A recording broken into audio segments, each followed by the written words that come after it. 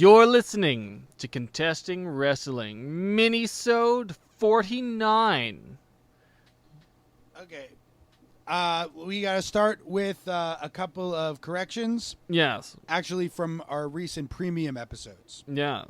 So the last Lucha Underground premium we did featured an Exotico wrestler named Pimpinella Escarlata, who we mistakenly identified with the very famous, legendary Exotico Cassandro. Oh, were we wrong? That's not Cassandra? It That looks is a lot not like him. Cassandro. Does look like a lot him. like Cassandra. I thought he was Cassandra. No, he is known as Pimpinella Escarlata in Mexico as well. So not Cassandra.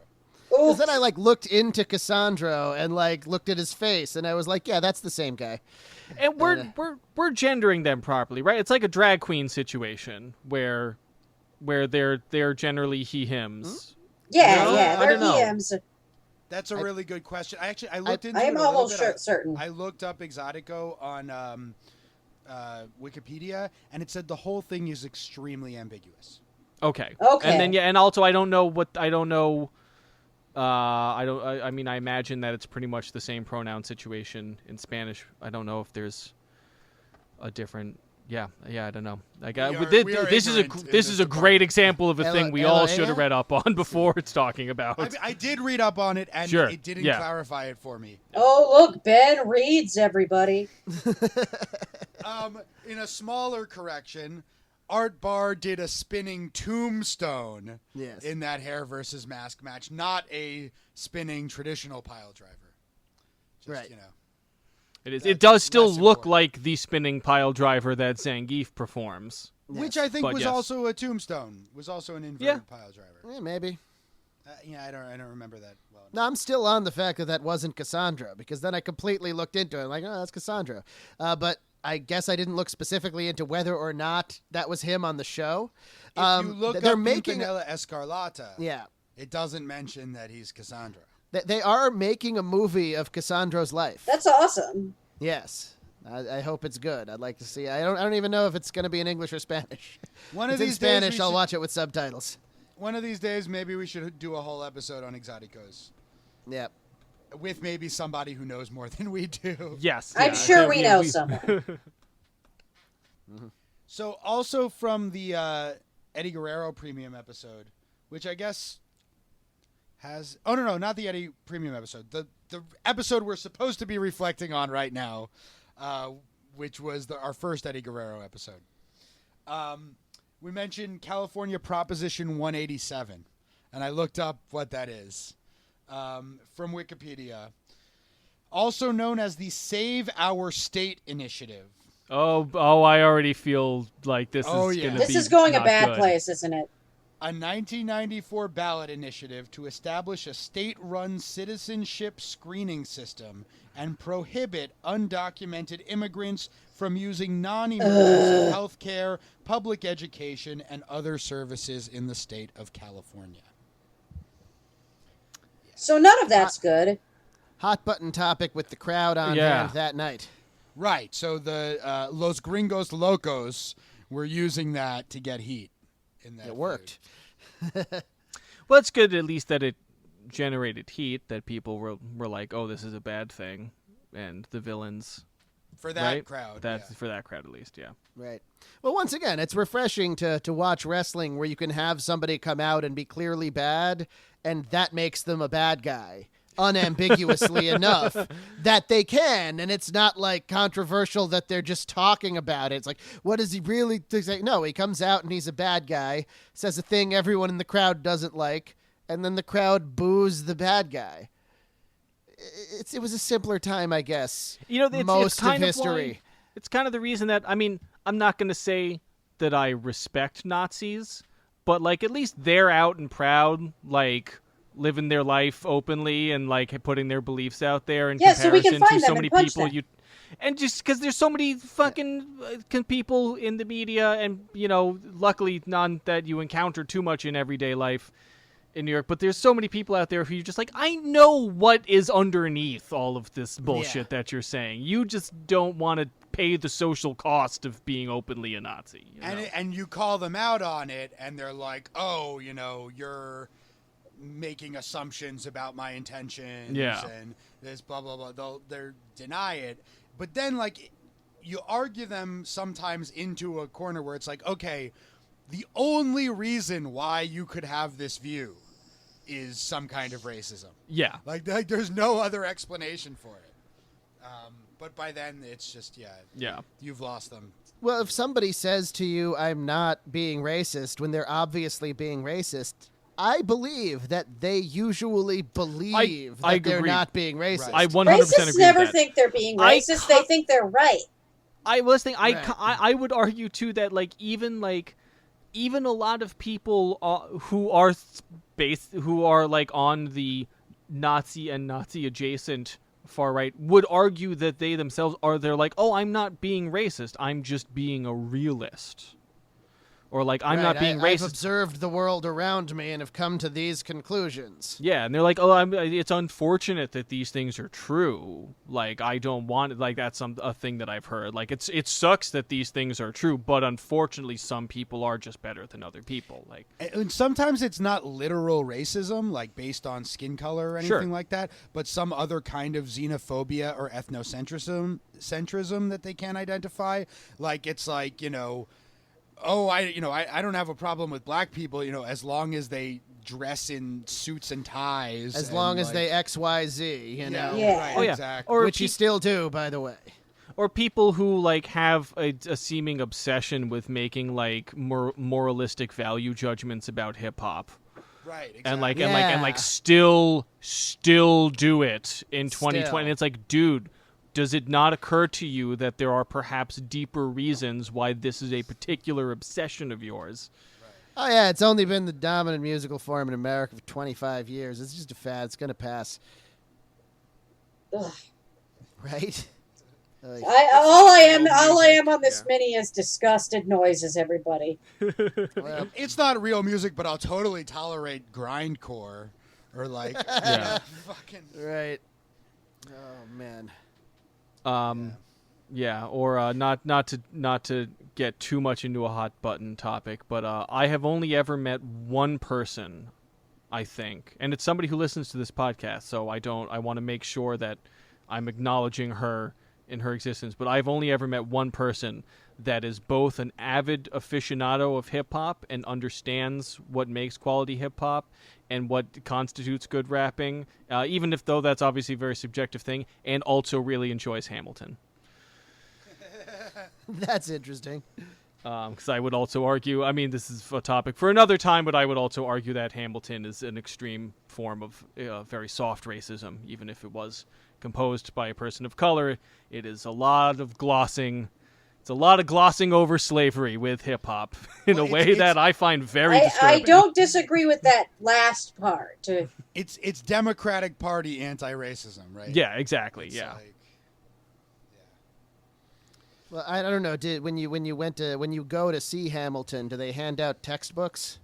No, I understand that it's a somewhat pedantic argument. Oh, okay, all right. No, if you want to go there, okay, let's go there. Hold on.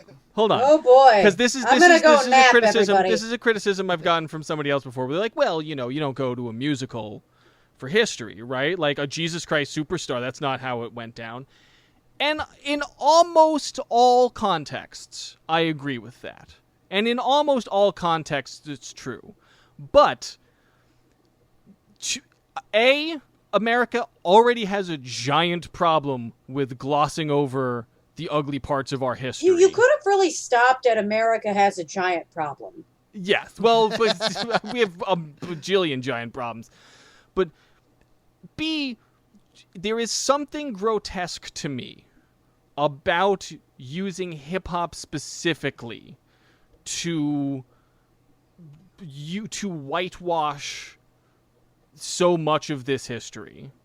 There is a way that it's this purely symbolic gesture, right? Where it's like the cast are black and we're using hip hop, But underlying all of that, all the actual content of what's being presented is whitewashed. And it's like, hey, like I'm glad that there's a show. I'm glad that there's a show that's a smash hit that like features all performers of color. Like that's great. Like there are a lot of things that are good about it. I just think that the argument of like, well, come on, it's just a musical, it's history, is a lot. It sort of falls into a lot of the same category as just like, look, like it's just comedy. Like when I listen to, you know, like... I mean, that's not the argument I was making, but you are right. Well, so what did you mean? Well, I mean, the show's 3 hours long.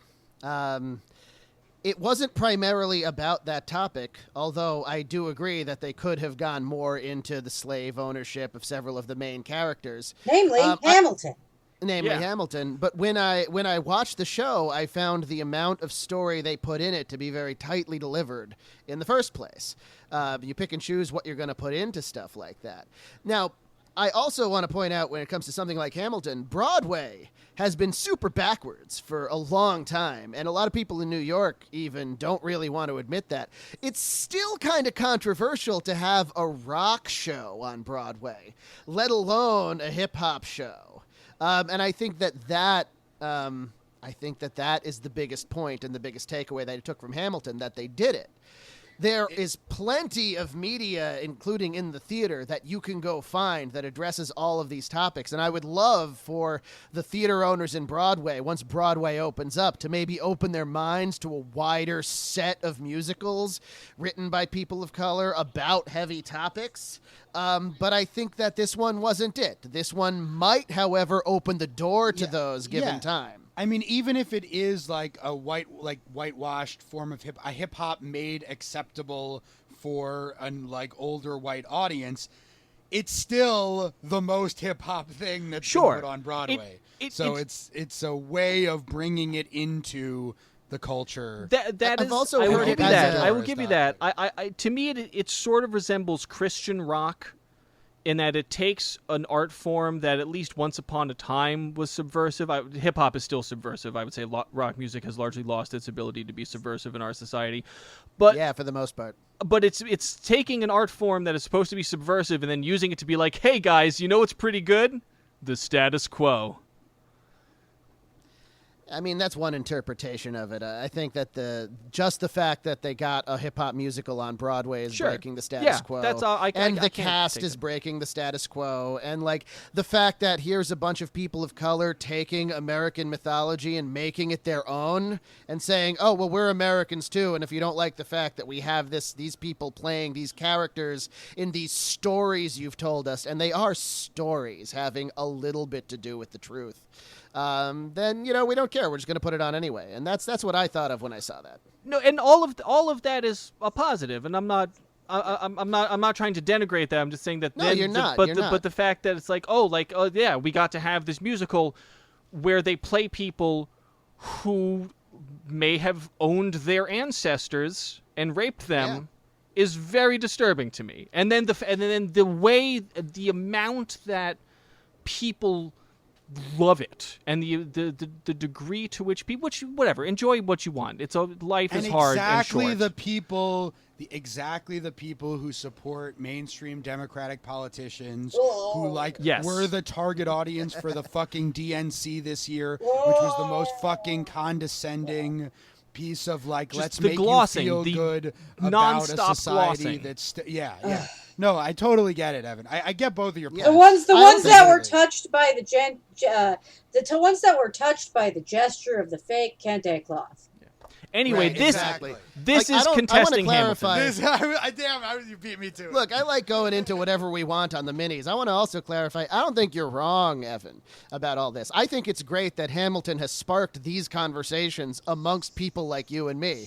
Not that we weren't already talking about social justice and racism, but it makes people think about all that. Like, absolutely, I do think it's kind of disturbing that these people are playing characters that may have owned their ancestors. I also think, and you could ask the cast, because I don't know what they would say about this, I think it could just as easily be empowering that they're taking the characters, and again, the characters, because Hundreds of years ago history is mythology as far as I'm Totally. concerned at this point, and they're making them their own. And I want to make it clear, like, this is not a judgment of anybody involved with the show, except maybe I don't think Lin-Manuel Miranda is a good rapper. I will also just say, like, I do not think he is good at rapping. On stage, he's the worst part of the show. Yeah, but this thing, it's like I'm not like judging anybody for being part of the show. I am not taking anything away from the positive things. I just this is personally what I find very disturbing. Evan wants to fight you all, everybody. It is. I will fight you all over most things. But like, and obviously, like, yeah, I couldn't say to somebody who is starring in Hamilton, like, oh, isn't this fucked up? Who the fuck am I to say that? Did you hear to that? anybody? Stars of Hamilton. Like, Evan says he could do better than you. No, He said Evan is saying right now he should have been Hamilton. Yeah. If you have a problem with anything Evan is saying, you can direct it to @ScribeBen and on Twitter, and you will get a terse response. Yeah. I will fight Lin-Manuel Miranda if he hears this and wants to fight me. I will go and find Immortal Technique, who has a lot of experience beating your ass. Oh yeah, we saw Immortal Technique at that protest. Remember? Yeah. He said a few words on 125th Street before I started having, super white person induced heat stroke. Jeez, I was bright red for a week. But we protested. We protested until I physically couldn't anymore. You guys should settle it over a game of Def Jam Vendetta. I want them to make a new Def Jam Vendetta so bad. Those games were awesome. Evan, are you aware of these those. games? No. They're wrestling games starring famous rappers. It's pretty great. They made a couple of them in the 2000s that were great and one that wasn't so great, and then it's just been dormant. And they got a large roster of real rappers, and like they were a lot of fun. They were very competent fighting games. Okay, so one thing about wrestling.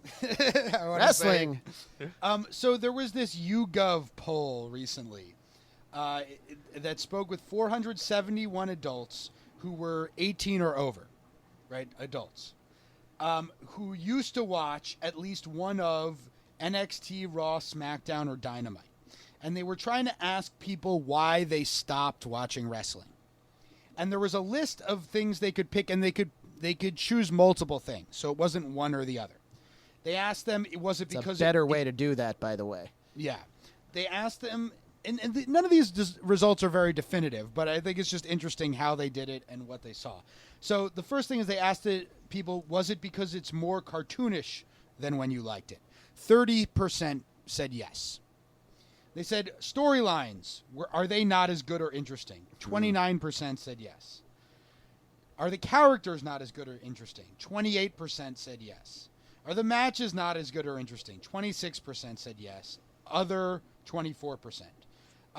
The content was. Did you think it was more geared toward children? 14%. Not sure. 12%. Announcing not as good. 9%. Show wasn't listening to the fans. Only 7%. So again, none of these things are definitive, right? Because it's only like a third. For any of these things, only a third said yes. So that doesn't really tell you very much. The thing at the end, I think, tells you the most. Because a lot of hardcore wrestling fans would say, yeah, the problem with wrestling now is that they're not listening to the fans. But most of the people who are not watching wrestling, that's not why they're not watching wrestling. And the people who are watching, they're still watching. So they must be listening to them pretty well, right, to get them to keep watching. I think it's just indicative of a decay of the quality of all of the stuff that the WWE has done over the last 10 years. Just in general. Yeah. All of that stuff is kind of worse. Most of it isn't sharply worse. It's just been on a shallow decline. Not the word shallow is not the right word. It's been shallow is, I think. It's been on a shallow decline for decades. And eventually you notice the decline. The WWE didn't until it was too late. What I would have asked them is this. Do you think it's because there's way too much of it and each bit is less good because of that? Like that it's stretched too thin, it's too decompressed? Because I would bet that that's a huge reason. There's fucking 6 hours of WWE shit every week. That's too many hours. You get so many about hours. 7. 3 hours of Raw, 2 of NXT, and 2 of SmackDown. Oh, and that's not right, 2 of counting the NXT. B shows or any of the interview shows. And each one of those hours, or like, and those, 7 hours all taken together have less story than an hour of Raw used to have in the 90s. They used to have a thing, a general production rule of thumb where no segment that wasn't a match, and the matches were very short too, but no segment could go over 1 minute. And if you had a segment that was 3 minutes, they're like, great, cut it. Make your point more concisely because we need to tell your story and get to the next one. And they don't do that anymore. Now you come out and it's like 9 minutes of nothing, and you wonder why people are tuning out. It's boring. And if something that's going on for 1 minute that you don't particularly like, you can wait until the next minute to see if your favorite is on next. You're not going to wait for 10 minutes or half an hour or an hour into a 3-hour show to see what you want to see. And you get the same thing happening week after week. Like, a story doesn't progress. It's like, how many times do I have to see that, I don't know, Drew McIntyre. Right, it's not even memorable. Yeah, that The Drew whatever McIntyre the fuck has happened. A problem with Randy Orton, right? Yeah. Something Every happened. week, it's the same thing. Everybody should have children with unclear parentage fighting over custody. Yeah, that could be. They should just do 5 of those at once concurrently. I'm obviously being facetious there, but I do think, like, whenever, you can't always have, like, the highs of the great storytelling of WWE. Oh, we just recorded an episode that's coming out soon in which I finally get to see the legendary Custody of Dominic ladder match. But I do think, and I guess this is like the same fucking argument I've been making since the beginning of this podcast, that there's just too much, the ratio of boring shit to good shit is just out of whack in wrestling in a way that no other art form's fans would ever tolerate. Except maybe comic books. Maybe comic books. There I are guess, so but yeah. many shitty comic books. And there are a ton of like good comic books, but that, like, you don't need to read. And then they'll do these big events. As also a consumer of comic books, Marvel does these huge events, and they just fucking suck every dollar they possibly can out of you with tie-ins and fuck, man. And like, I'll be like, tie-ins and fuck, man. My art forms, mostly tie-ins are the problem. And like, my art forms of choice at this point, I mean, it's like I pay $10 a month to Spotify, who are evil, but that's what I can afford. I can't fucking repurchase all the CDs I bought, in the 90s. Yeah, it's probably better than giving $20 at a time to Sony and Virgin and EMI and stuff. Oh yeah. And like, podcasts, which are all free, I Patreonize one podcast, and that's in everything else I like. What's a podcast? Yeah. I don't. It's this thing that it's like radio, but for young, attractive people. What's a pod? That I can't answer. And then video games, which, if you get a bad one, it's bunk. But like, if I'm playing Bloodborne, and like my Bloodborne enjoyment has worked out to like 1 cent for every 5 hours of Bloodborne I've played at this point in time. Yeah. I mean, the thing with wrestling is that actually you don't have to spend that much money on it these days. I guess you get the WWE Network and you get all that shit. And, well, actually, most of that shit is on free TV still. Yeah. Or not free TV, but cable TV. Even if you're into like sports that have a lot of downtime, like if you're into watching baseball and the game is 3 hours and a bunch of it is just waiting for people to get at bat, that, and you can set your attention level to that. It's not like at any point between there's at no point during a baseball game where an unrelated team runs into the field and starts beating the shit out of a batter. You don't need to watch for the surprises. I wish that's how baseball worked. Oh, it would be much more interesting. And in sports, the way, like, you go in and that the way it works is like, it's a crapshoot. Maybe this game will be interesting, maybe it won't be, but that is built into it. Wrestling, the deal that they make with you is that, hey, it's like sports, except there's a story, so theoretically it'll always be interesting.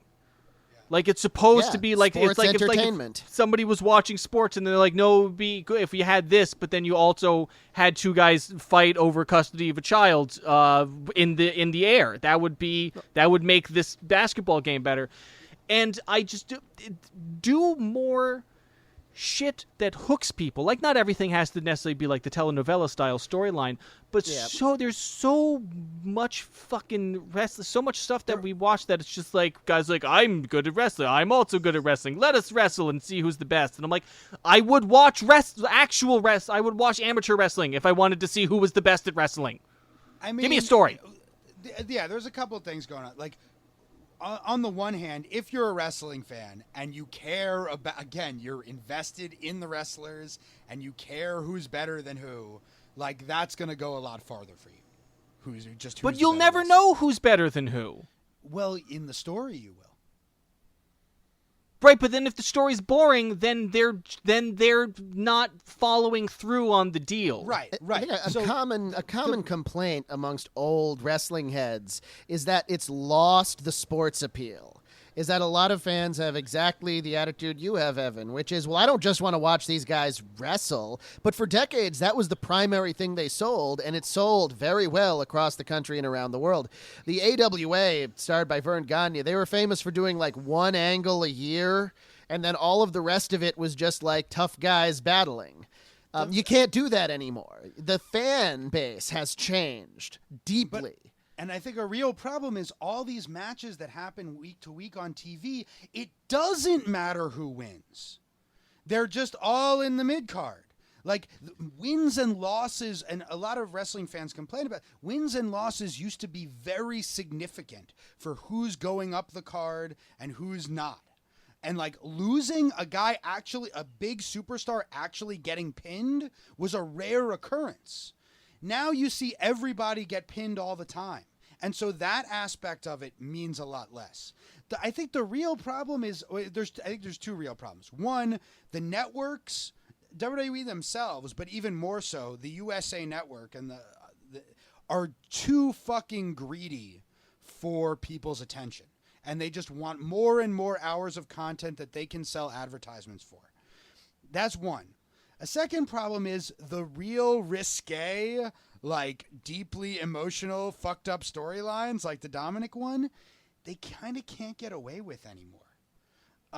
And that's, or not that they can't get away with it, they're scared because they don't know how to be like risque without offending the like parents, or like they were willing to do it before. And the problem isn't political correctness, but it was WWE. It's WWE not having the nuance to present things that are difficult topics in the current landscape. Well, because they wouldn't do something like AEW is doing now with Adam Page, where it's like, oh, he turned heel. Well, how did he turn heel? Well, even though he's been very successful and has lots of friends, clearly his anxiety and burgeoning alcoholism is starting to get the better of him, and you can see his insecurities in his eyes.